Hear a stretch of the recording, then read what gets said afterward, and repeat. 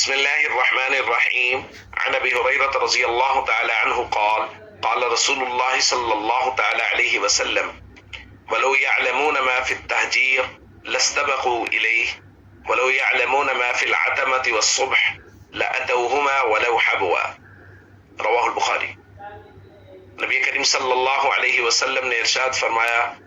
اگر لوگوں کو معلوم ہو جائے کہ نماز کے لیے جلدی آنے میں کتنا ثواب ملتا ہے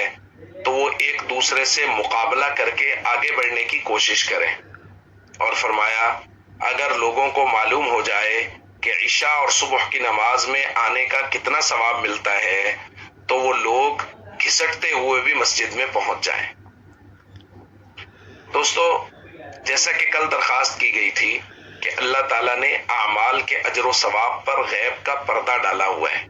وہ ہمیں نظر نہیں آتا، ہماری آنکھ اس کو دیکھ نہیں سکتی، لیکن نبی کریم صلی اللہ علیہ وسلم کی مبارک زبان پر یقین کرنا ایک امتی کی ذمہ داری ہے۔ اور حضور علیہ الصلوۃ والسلام فرما رہے ہیں، نماز کے لیے جلدی آنا اتنا اجر و ثواب رکھتا ہے، لوگوں کو پتہ چل جائے تو مقابلے شروع ہو جائیں۔